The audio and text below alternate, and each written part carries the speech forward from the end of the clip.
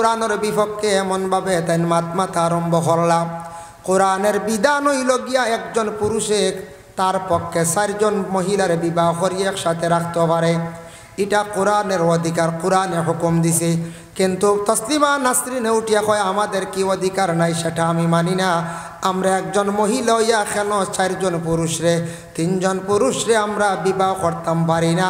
কোরআনের সেই রায় যেটা সেটা কিন্তু আমি মানি না।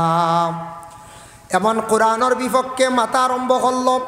বাংলাদেশের মানুষেরা তখন কইসন তসলিমা নাসরিন রে ধরা হোক, আইনত দণ্ডনীয় করা হোক, শাস্তি দেওয়া হোক। পরবর্তীতে যখন দমক খাইল বাংলাদেশের মধ্যে, সেই তসলিমা নাসরিন দেশ পলায়ন করিয়া ভারতবর্ষে অবস্থান করছেন। অতি শিক্ষিত মানুষ, কিন্তু গলায় মাথার মধ্যে দেখলাম গর্দনা কাটা চুল। যে মহিলা চুল কাটিয়ে ডিজাইন করে ই কোরআন আর মানবনি পঞ্চায় দিনদারি মহিলার মধ্যে থাকবো নি। এক মহিলা 4 পুরুষ বিবাহ করতে ফার্তা না, খেনে আমি মানি না কোরআনের হুকুম। একজন পুরুষও 4 মহিলা বিবাহ করতে হয়, আমরা খেনে পারি না, আমরা এই অধিকার নাই এখানে। দেখো কা বিশেষ করে এক জিনিস, বাবার সম্পদ কিন্তু ছেলে পায়। বাড়ির যে সম্পদ আছে, বিশ্রার সম্পদ আছে, জমিন যেটা আছে, 1 বিঘা বাইয়ে পাইলে বইনে অর্ধেক পায়। বইনে খেনে কম পায় বলে বইনে বাবাই হোক বাইয়ে হোক বিবাহ দিছন, মোহর পাইছে স্বামীর পক্ষ থাকি মোহর পাইল, আর বাবার বাড়ির সম্পদ কিন্তু তাই অর্ধেক পাইলা। উভয় 2 পক্ষ থাকি চাইলে দেখা যায় মহিলার আবার কিন্তু সমান হয়ে যায়। একদিকে স্বামীর বাড়ির থাকি পাইলা মোহর পাইলা, আর দ্বিতীয়ত হইল গিয়া বলে বাবার বাড়ির থাকি তাই অর্ধেক সম্পদ পাইলাম। সম্পদের 2 বা ফাইত্রাই না যায়, তে মহিলাগুলোর অধিকার কম কিলা। হ্যাঁ, মোহর একটু কম হয়েছে, কোনো কারণ মোহর ওই তো আসলো বেশ। আমরা দেশে সারায় আপনার মোহর আইয়ার লোক বাবু সুন্নতিটা হোক বা হাতিমি মোহর না, এই সময় সারা সুন্নত, আর এমনি আর সুন্নতর খবরও নাই। অগুত সব বেশ অগুতা হোক। ধনী যারা আসেন, টেকা লাভ সম্পদওয়ালা আসেন, আপনি অটাল সম্পদের মালিক, আপনিও কিন্তু মোহরের মধ্যে বইতানি বলে না। আপনি ধনী ফ্যামিলির থাকি একটা মেয়ে আন্ডায়, এর লাগি রসুমাত হিসাবে আপনি 2-3 লক্ষ টাকা মোহর দিয়ে আপনি 4 লক্ষ 5 লক্ষ টাকা দিয়া মহিলারে আপনি আনেন, কারণ আপনার ধন সম্পদ আছে। এই যে ছোট্ট একটা মোহর আমরা পাইলাম আমরার দেশের মধ্যে, আমরা একটার উপরে খুব আমল করি, কারণ এটার পয়সা কম 1,18,000 20,000, কিন্তু সারার লাগি নাই। এটা বিবেচনা কর্তার ধনী যারা আছেন, বড় অঙ্কে মোহর দিয়ে একজন মহিলারে আপনার সম্মানে আনতাম। ধনীর লাগি 1,20,000 কিচ্ছু নিয়ে পঞ্চায়েত, যার ড্যাম্পার আছে, যে সিবি আছে, জাগা 70-80 কি আর এই নো মোহরনি না। ধনী ঘরের মেয়ের মোহর উপযুক্ত মোহর দিয়ান্তা, মধ্যস্থ গুরু বইয়া মোহর বাড়াইয়া লোয়াইতা। মহিলাগুলোরে আমরা খালি ঠগি সকল অবস্থা বুঝাইছিল, মোরও ঠগা ঠগি। আর তোরা বেড়া লাগি গেলে কইবা 2 আছে 2 তোরা কমাও কমারো বা কমাও কমাও, কমাইতে কমাইতে আর নাই বাদে দেখবা। তাও এগুন মধ্যস্থ খেয়ে রাত যাইতে এই নো কইবা দান কইগুলো লইলিছি বাদে দিয়া, এগুন আইতে বাক্কা দেরি বুঝাইছিল। ও বলা আল্লাহ দিলে পাওয়া গেছে এখানো, এক মধ্যস্থ রাত দিছিল 50,000 মোর, ওগুন তা আপনি নিয়ে দিলেন জানি, বেড়া দান লই দিছি। আস্তাগফিরুল্লাহ, আরেক বেটির সম্পদ ইজাজত তো লইতে না, ডাল লইয়া হি বেটা কয়দিন বাদে ফুড়ির বাপে কইলা পয়সা গুণ খবর পাইছি তে আনা যাই গেলে কনে রে আমি এক কাম এখন করে লিছি রে বা, আমি তোমারে দিয়ার আমি দান হয়ে গুলো লইলিছি রে, তোরা ফরে নেও। বহুত দিন আটিয়া বেটা লইছে 50,000 সাকানোক নাম কইতাম না, দোয়া আল্লাহ কি যা সাংঘাতিক মানুষ বুঝ পাইতো রানি। আরেক বেটির মোর দান লিয়া লাভ করে বুঝতে পারছি, খানো গিয়ে আমরা পৌঁছি বালা আসলা, কিন্তু এরার মধ্যে গুণ বড় বালা আসলো। ইনু আমরা আছি, খালাও আছি, সামলাও আছি, একবারে সুন্দর সাদাও আছে, আসিন না না। কিন্তু কোনো সময় দেখবা খালার মধ্যে কত বালা গুণ। এক ছেলের যদি শিক্ষার যোগ্যতা থাকে, ছেলে যদি এমনি চরিত্রবান থাকে, মানুষে কইবা এই ছেলের লাগি মেয়েটা দিলাও বিয়া, কারণ ছেলের গুণ বালা কইবাই না না। এক মেয়ে যদি শিক্ষিত থাকে, গুণ বালা থাকে, আদর্শবান চরিত্রবান মহিলা থাকে, কইবা মেয়েটা আনিলাও খালো হইলে কি তো হইল মেয়েটার গুণ বালা আছে। এর লাগে গুণ দিয়ে হইল গিয়া মানুষ, খালি সুন্দর হইল হইতো না, নিজের যদি বাকি চরিত্র বা ব্যবহার আমরা সুন্দর করে চলতাম পারি না, তাহলে এই সৌন্দর্যর গুণ নাই। এর জন্য লুকমান হাকিমের ঘটনা কোরআন শরীফের মধ্যে অনেক আলোচনা আছে, আমি থোড়া আলোচনা করবো। আর এত অধিক লম্বা আলোচনা করতাম না, আপনার তোর কষ্ট হইতাম না। মেইন বক্তা শিলচারের অপেক্ষা আপনারা বননে বার সাইটরা বানান। যাই হোক, আমি আমার বিষয় শেষ করার চেষ্টা করব। আপনার মতো 3 জন মানুষ আসলা খালা। 3 জনের মধ্যে একজন হইলা গিয়া হজরতে উমরের খাদিম, এর নাম হইল গিয়া মুহজি বড় খালা আসলা, কিন্তু তার মধ্যে বড় বালা গুণ আসলো। মুহজির মধ্যে বড় বালা গুণ আসলো, যার কারণে হজরত উমর আল ফারুক রাদিয়াল্লাহু তাআলা আনহু যে সাহাবি, ও সাহাবি মুহজির প্রশংসা করছেন। বুধবাইত্রানি উমর সাহাবিয়ে মুহজির প্রশংসা করছেন। এমনে নাই যে উমরের কাছে নবীর বিপক্ষে কেউ কিচ্ছু মাতিলে তার বাড়ি দিয়ে গর্দন উড়াই দিতাম। এই বড় মানে শক্ত, বড় মানে পাক্কা ইমানওয়ালা আসলা হযরত উমর আল ফারুক রাদিয়াল্লাহু তাআলা আনহু। নবীর পিছনে সমালোচনা করতেন, নবীর লাগে দুশ্মনী করতেন, নবীর পিছনে সমালোচনা করতেন, নবীর বিপক্ষে মাতিতায়। তুমি এই দুনিয়ার জমিনও না, তোমার আমি জমিন থেকে উঠাই দিতাম। যার জন্য বিশেষ করিয়া তাফসিরে আজিজির মধ্যে একটা ঘটনা আনছেন হযরত উমর আল ফারুক রাদিয়াল্লাহু তাআলা আনহু সম্পর্কে। আল্লাহর রসুলের জমানায় একজন ইহুদি ব্যক্তি আর একজন মুনাফিক ব্যক্তি গেছেন রসুলুল্লাহর কাছে। 2 জনের মধ্যে বিবাদ সৃষ্টি হয়েছে। উভয়ের বিবাদটা মিটাইবার জন্য গেছেন কার কাছে? বলে রসুলুল্লাহর কাছে গেছেন। রসুলুল্লাহ উভয় 2 জনের জবানবন্দি লইলাম।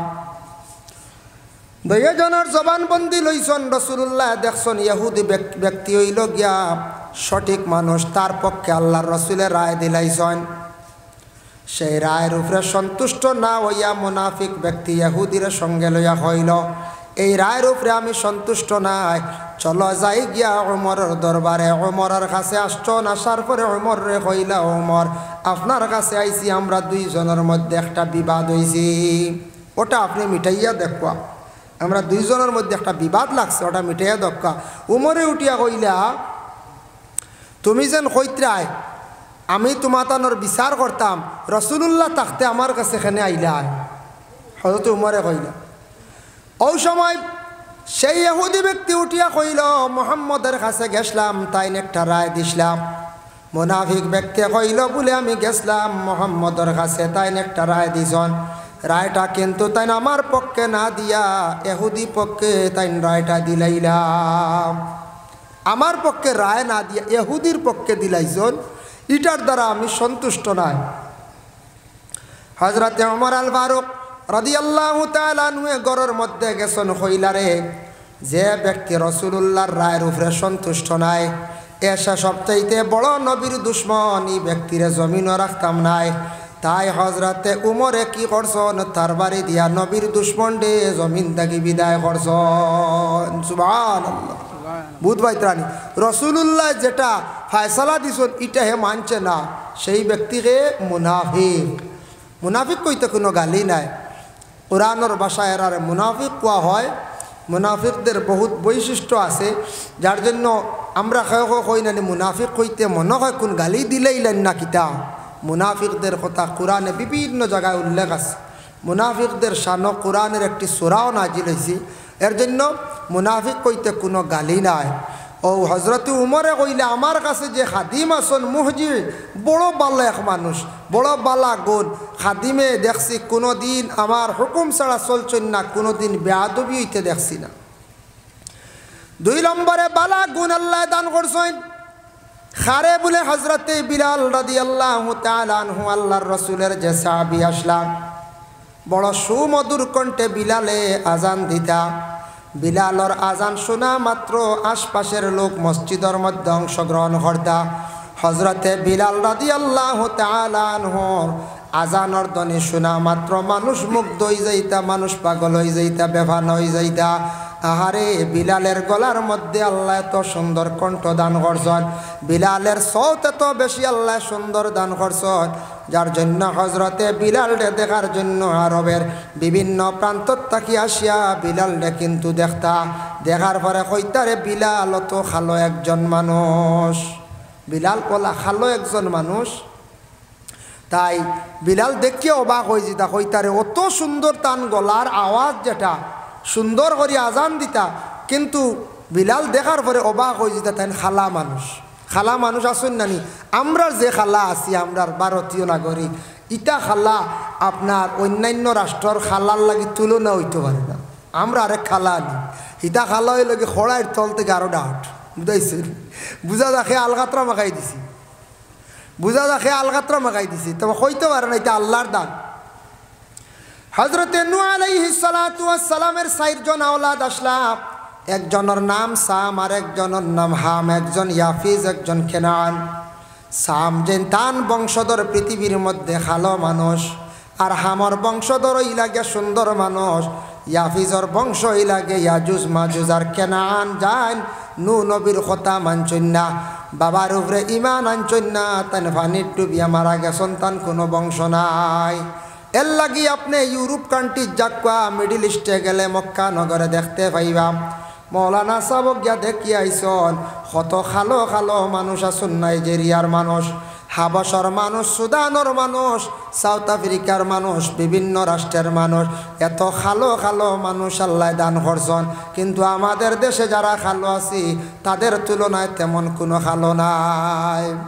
কিন্তু হাবশর মানুষ দেখলাম, বিলাল হাবশির হাবশর বাড়ি যেন বিলালর বাড়ি আসলো, হাবশর মানুষ দেখছি বাট্টি বাট্টি খালো, কিন্তু চেহারাত বড় মায়া লাগে। সুন্দর মানুষও দেখলাম, আমরা কেউ কইতাম পারি বলে সুন্দর মানুষ ভারতবর্ষে কাশ্মীরের মধ্যে বলে জিনাব, কাশ্মীরের মানুষও আমি দেখছি। পাকিস্তানের মানুষ সুন্দর বলে জিনাব, আমার ধারণা তুরস্কর মানুষও সুন্দর নাই, সৌদির মানুষও সুন্দর নাই, ইংল্যান্ডের মানুষ সুন্দর নাই বলে যদিও চেহারা সুন্দর দেখি, আর গঠনের মধ্যে তেমন সৌন্দর্যতা নাই। কিন্তু সুন্দর আল্লাহ দান করছে, নিজে একটু যাচাই করিয়া দেখলাম মিশরের মানুষে আল্লাহ কতটুকু সৌন্দর্য দান করছে। আমি নিজে চিন্তা ধারণা করলাম রে, ইউসুফ নবীর আল্লাহ কত সৌন্দর্য দান করলা, যার কারণে ইউসুফের প্রতি বিবি জুলাইখা এমনি হাসি কইছেন না, কত সুন্দর লাগে মিশরের মানুষ দেখতে, আল্লাহ মিশরের মানুষ এত সুন্দর আল্লাহ দান করছেন। গেলে দেখবা কোনোদিন কত সুন্দর মিশরের মানুষ, লাল গঠনও সুন্দর, দেখতে ওলা মায়া লাগে। ছোটো ছোটো বাচ্চারা ভাইলাম সভা মারোয়ার দৌড়াইতরা, ফটো তোলার লাগে, ফটো তুলতে দিন না, হারাম হারাম কর, বুঝাইছেন? ফটো তুলতে দিন না। আল্লাহর বন্দেগানের লাগে বিশেষ করিয়া সুন্দর মানুষ আল্লাহ দিছন, খালো আল্লাহ দিছন। বিআইয়ি সূরাতিম মা শাআ রাক্কাবাক, ও আয়াতর ব্যাখ্যা তাফসীর ইবনে কাসীর লেখছেন, আল্লাহ রাসূলের কাছে একজন ব্যক্তি গেছেন গিয়া, কইন ইয়া রাসূলুল্লাহ, আমি একটা সন্তান পাইছি, আমার সন্তানটা বড় খালা। নবীজি ফরমান, তুমি খালা হয়ে গেল করিয়া মন দুর্বল করিও না, আচ্ছা খো সাইন দেবা, তোমার বাড়িত উট আসননি বলে, যে উট আসন, উটটার রং কিলা বলে লাল, উটর বাচ্চাটার কালার কিলা হইছ বলে, উঠে যে বাচ্চা যেটা দিছে সেটার রঙ লাল। ও সময় রাসূলুল্লাহ ফরমান, উট যেহেতু লাল আসলো গতিকে বাচ্চাটার রঙ লাল হইছি। ও বন্দা, তুমি মনের মধ্যে দুর্বলতা আনিও না, আল্লাহর জাত এমন এক জাত, সুন্দর মানুষের ঘরের মধ্যে কোনো সময় আল্লাহ খালো দিলাইন, আর খালো রঙ্গর ঘরের মানুষের মধ্যে আল্লাহ সৌন্দর্য দিলাইন।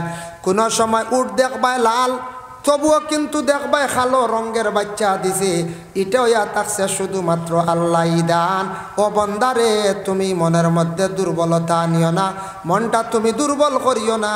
আল্লাহ কোরআন কইছেন, বিআইয়ি সূরাতিম মা শাআ রাক্কাবাক, আমি আল্লাহ পাক রব্বুল আলামিনের যত চিজ সৃষ্টি করছি এর মধ্যে সবথেকে সুন্দর সকল সূরত দিয়ে আমি ইনসান ডে আমি আল্লাহ সৃষ্টি করছি। সুবহানাল্লাহ। আমরা সুন্দর না করছেন, আমরা সুন্দর। পুরুষদের সৌন্দর্য আল্লাহ বাসাইয়া দিয়ে কিভাবে, পুরুষে যত সময় পর্যন্ত মুখের মধ্যে দাঁড়িয়ে রাখছেন না, তত সময় পর্যন্ত পুরুষদের সৌন্দর্য জমিনও আসে না। পুরুষের সৌন্দর্য আসে মুখের মধ্যে দাঁড়িয়ে রাখলে, আর মহিলাদের সৌন্দর্য বাসে মাথার চুল রাখলে। মহিলা যদি আগে দিয়া পিছন দিকে যদি চুল কাটিলেন ডিজাইন করেন, বিলকুল হারাম। মহিলা চুল কাটিলে কোনো ধরনের সৌন্দর্য থাকে না। চুল কাটে যত ডিজাইন করক, বাংলাদেশও আসুন তসলিমা নাসরিন দেখছেন? তসলিমা নাসরিন একজন অতি শিক্ষিত মহিলা। বাংলাদেশের মধ্যে সেই মহিলা এমন একটা বেয়াদবি করছেন, আল্লাহর বন্দেগান এল্লা কি বিশেষ করিয়া দুনিয়ার জমিনের মধ্যে মুসলিম ভাই আইসেন ও ঠিক আছে বুঝা গেছে সারা আইব কা যার কারণে বিশেষ করিয়া মোহর লিয়া আমরা কোনো সময় টানাটানি করি করিন না করি কথার প্রসঙ্গে বহু আলোচনাত গেছি গিয়া দেখুন আল্লাহর বন্দেগান পুরুষ যাতে যত সুন্দর করিয়া চুল রাখক চুলর ডিজাইন করক কাউ বালাক চুল লম্বা করিয়া রাখছন চুল দিয়া পুরুষের সৌন্দর্য নাই যত সুন্দর করিয়া তেন চুল খাটক্কা ডিজাইন করক্কা মানুষে তানরে বয়স্ক হইলেও কইবা খানোর মস্তান আইসন কইবেন না কইছেন তাই 70 বছর বয়স্ক বলা চুল যদি ডিজাইন করেন যদি কইবা ই মস্তানোর বাড়ি গানোর কইবেন না কইছেন ই মস্তান গানতে গেলা মস্তান ছাড়ার কিচ্ছু কইতা নাই আর যদি দাড়ি নবীর সুন্নত যদি দাড়ি গেছেন যদি রাখিলেন নবীর সুন্নত যখন বন্ধা হলে মুখের মধ্যে বাবা রাখিলাইবা জানিয়া রাখবা আল্লাহর বন্দার সম্মান আল্লাহ জমিন অটোমেটিক বাড়াইয়া দিবা দাঁড়িয়ে পুরুষের সৌন্দর্য আনে আর মহিলাদের সৌন্দর্য হইল গিয়া বলে মাথার চুলে মহিলা চুল কাটিয়া ডিজাইন করতো না আর পুরুষে আল্লাহকে আসতে দাঁড়িয়ে গেছেন দেখাটা বাদ দেখা বাবা আমি এখন আজকে খইয়া যাই আর তোরা লম্বা একটা অসুবিধা করব বাট্টি করি সারায় দাড়ি রাখা আরম্ভ করক দাড়ি তো নবীর সুন্নতে এক তো 2 নম্বর উপকার কতটুক আজ তাকি 1500 বছর আগে আমার নবী কত বড় বিজ্ঞান সায়েন্টিস্ট আসলা নবী যে হইয়া গেছেন দাড়ি হইল গিয়া চক্ষুর জন্য উপকার আছে দাড়িয়ে কিতা করে চকুরও ফায়দা করে যার কারণে 1500 বছর আগে নবী যে হইয়া গেছেন এখন এটা রিসার্চ করিয়া দেশের বড় বড় বিজ্ঞান সায়েন্টিস্ট হলে দেখছেন মুখের দাড়ি রাখলে তো একটা সৌন্দর্য আর 2 নম্বরে দাড়ি রাখলে সবর লাগি উপকার চক্ষুর ফায়দা করে ব্রেইনেরও উপকার করে এখন দেখুন জানি সারা খেলোয়াড়গুলোর মুখো দাড়ি ইয়ং জেনারেশনের মুখো দাড়ি বুঝি লাইছেন দাড়ির মজা আই গেছে এখন সারা দাড়ি রাখা আরম্ভ করছেন আর আমরা যারা বুঝছি না আবার রাখিয়ান না আল্লাহকে আসতে দাড়ি গেছেন ডাহক্কা ও ভাই মুসলমান মানুষ মরণের পরে কবরের মধ্যে যেই সময় রাখা হইব রাখার সঙ্গে সঙ্গে পুরুষের 3টা সুন্নত দেখবা আসেনি মহিলাদের 3টা সুন্নত দেখা যাইব আসেনি একটা সুন্নত ইয়া থাকছে গিয়া পুরুষের মাথার মধ্যে সুন্নতি তরিকার চুল কাটা আসেনি 2 নম্বরে দেখবা বলে মুস আসেনি কাসু শারিফ বাট্টি করিয়া কাতরাইয়া মুস তার রাখছনি 3 নম্বরে দেখবা মুখের মধ্যে দাঁড়িয়ে আসেনি 3টা সুন্নত ফরিস্তক লেখা ফর সরাইয়া দেখবা খাফন সরাইয়া যদি দেখেন যে 3টা সুন্নত আছে কইবারে এগু আখেরি জমানার নবীর উম্মত ইগু তো মুসলমান ডে এগু নবীর উম্মত এগুর মুখ দেখিয়ার সারা সুন্নত আছে মাথার মধ্যে সুন্নত আছে ফরিস্তকলেও ফয়লা বালা সাক্ষী দিলাইবা আর যদি হো ওটা ফরাসি চুল কাটো যদি খাফন সরাইয়া দেখো কইবার আনি ইংল্যান্ড থাকি মনে কইগু ফাউরি হবা আই গেছি কইবার না কই যাই এর লাগে যুবক বাইয়ানি তা একবারে চুলাইয়া চুল কাটিও না ফেরাউনের 2টা বৈশিষ্ট্য আসলো একটা বৈশিষ্ট্য ইয়া থাকছে গিয়া ফেরাউনের চুল আগে দিয়া রাখতো ডিজাইন করিয়া চুল কপাল গুড়িয়া চুল ডাকতো ইতা ডিজাইন আমরার দেশ এখন উঠি গেছে গিয়া এখন আরো বিভিন্ন ধরনের ডিজাইন আইছে 2 নম্বরে ফেরাউনে শার্টর বুতাম খুলিয়া খুব বেশি চলতো শার্টর বুতাম খুলিয়া চলতো মানে সিনা দেখাইয়া বেটাকিরি দেখাইয়া আটিত ফেরাউনে এর লাগে শার্ট লাগাইলে ই বুক বাজুকে বার করেন না বেটা বুতাম দিয়া দিছে লাগাই না বা বেটা বুতাম দিয়া দিছি লাগাইয়া চলেন না একগুড়ে বুতাম খুলিয়া আটিত রাখালি আরেকগুড়ে ওনর কফর বুতামগুলো লাগাই না হলে খালি বাড়িয়া আর খালি দেখবা ইগু বুঝি না আরেক স্টাইল নেওয়া হয়েছে আমি একদিন দেখলাম এক যুবকর ও দিয়ে খুলা কইলাম আমি আমার একারে সরল মনে করে বুতাম লাগাও না ওটা এখন জিন এখন খুব সময়টা লাগাই নেওয়ালা চলে ও জানলাম 2 বছর আগের কথা কইয়া ও জানলাম যে এখন আরেক স্টাইল আইছে বুতাম খুলিয়া বাড়িয়ে চলা বুঝাইছেন নয়া নয়া খালি মডেল 12 আল্লাহর বান্দাগান আল্লাহকে বিশেষ করিয়া দয়া করিয়া 2 পুরুষের সুন্নত দেখবা কাফন সরাইয়া মহিলাদের 3টা সুন্নত কোন সুন্নত সুন্নতে হাজেরা একটা ইয়া থাকছে গিয়া মহিলাগুলোর নাকর দাগা আর 2 নম্বর 2 খানোর মধ্যে 2 দাগা এই 3টা যখন কাফন সরাইয়া দেখবা মহিলার কইবা বলে এই মহিলা তো দেখিয়া আর নবীর উম্মত বালায় আল্লাহর বান্দি এর লাগি বর্তমান সময়ে দেখবা কিছু সংখ্যক মহিলা হলে নাকর দাগা দিন না কইবা বুঝি নাকর দাগা দিলে বুঝি বয়স্ক দেখা যায় বুঝা যায় এরা মনে আর বুড়ে উড়ে হইতা না বলে এরা স্টিল বডির না গীতে আল্লাহ হ্যাঁ এরা স্টিলের বনলে তো বুড়োইবেন পঞ্চায়েত, স্টিল নষ্ট হয়নি পঞ্চায়েত, জি না, স্টিল জলদি নষ্ট হয় না, ও গ্রিল যে লুয়া নষ্ট হয়ে যায়, মাটিয়ে খাইলা জলদি জঙ্গারে, স্টিল জলদি কিচ্ছু হয় না। ওতাল্লি কইলাম স্টিল নি নাকি তাই তাই এটা এরা বুঝা যায় বুড়ো বুড়ো হইতা না, নাকর দাগা দিলে বুড়ো দেখা যায়, বুঝি নাকর দাগা দিতা কম বয়স ছোটো থাকতে সময় দিলাইতাম, এগু মোটামুটি মুটির ভিতরে থাকতে বড়ইয়ের লিগে নাখা মানতো না, মানগুন করছে বুঝি না, বড়ইয়ের লেগে ওই তো না, আমি স্কুলে দিতাম কইলে জমা সরম, আর মা ছোটো থাকতে 6 বছর থাকতে নাখা দিলাইতে শূন্যটা আদায় হয়ে যাক গিয়া। আল্লাহর বান্দাগান কথার প্রসঙ্গে বহু আলোচনা করছি যাই।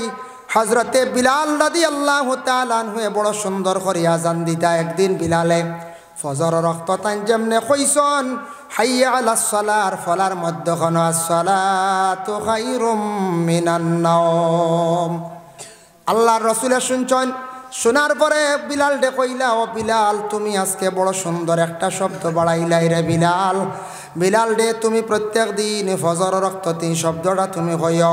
হজরতে বিলাল যতদিন আজান দিছন ততদিন পর্যন্ত ফজর রক্ত কইছন, আই জবদি চলিতে আছে কিয়ামতের আগ পর্যন্ত চলব আসসালাতু খায়রুম মিনান নাওম, ঘুম চাইতে নমাজ ভালো।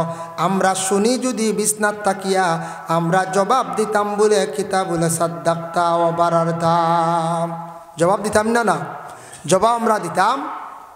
এর লাগি আজান বহুত ফজিলত, আজানোর বহুত আলোচনা আছে, আমি সংক্ষেপে তোরা কই। আর খালা মানুষ আসলা বিলাল ঠাইন আজান দিতা, রসুল্লাহ বড় মায়া করতে, খালো হইলে তান গুণ বড় বালা আসলো।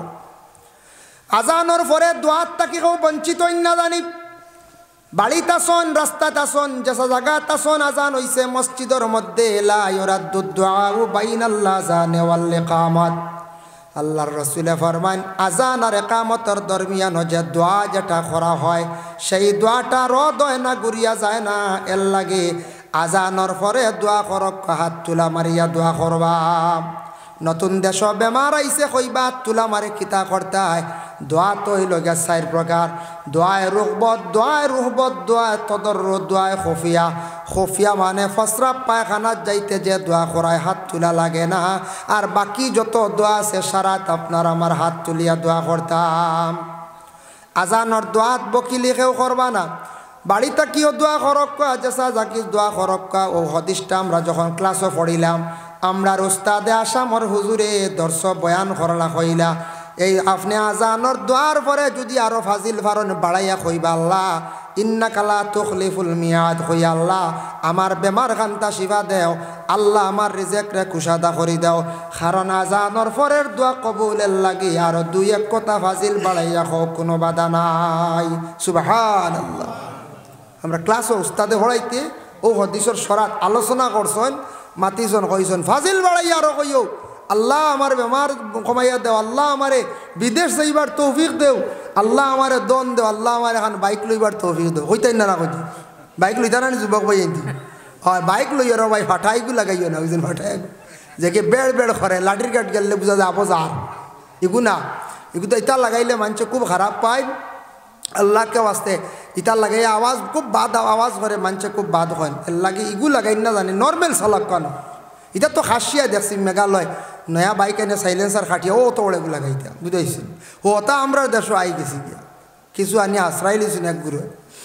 যাই হোক আল্লাহর বন্দে গান আজানোর কতটুক গুণ শাহজালাল মুজররদে আমনি রহমতুল্লাহি তাআলা আলাইহির জীবনী পড়িয়া দেখুন বাইরে, আপনি যদি সম্ভব একটা জীবনী কিনিয়া দেখুন শাহজালালে কিভাবে ইসলামরে প্রচার করলাম। আমরা এখন পড়ি কম, মোবাইলে খাইলিছি, আমরা পড়া একবারে কম, আমরা পড়ি না, ম্যাগাজিন পড়ি না, বিভিন্ন বই পুস্তক আমরা পড়ি না, আমরা একবারে নষ্ট করে লাইছে মোবাইলে। কিছু বড় বড় জ্ঞানী গুণীর বই যেটা বার হয়েছে ওটা বাই ফড়ক্কা, শাহজালালর জীবনী ফড়ক্কা, শাহ পরানোর জীবনী ফড়ক্কা, খাজা মঈনুদ্দিন আজমিরির জীবনী ফড়ক্কা। আমি থোড়া একটা ঘটনা আপনাদের সম্মুখে আনি, আল্লাহর বন্দেগান শুনতে পারন। গড়গোবিন্দ রাজা নামক একজন রাজা আসলা, শ্রীহট এক জায়গার নাম আসলো, যেন বর্তমানে যেন সিলট, ইকানোর শুদ্ধ নাম হইল গিয়া শ্রীহট। ও জায়গাত গড়গোবিন্দ রাজায় ক্যাপচার করে লাইছি, ইনি এক রাজা আসলো। কিন্তু দেখেন এই রাজা প্রথম এখানে আসলো, ইতিহাসের পাতায় দেখলাম ত্রিপুরা রাজ্যে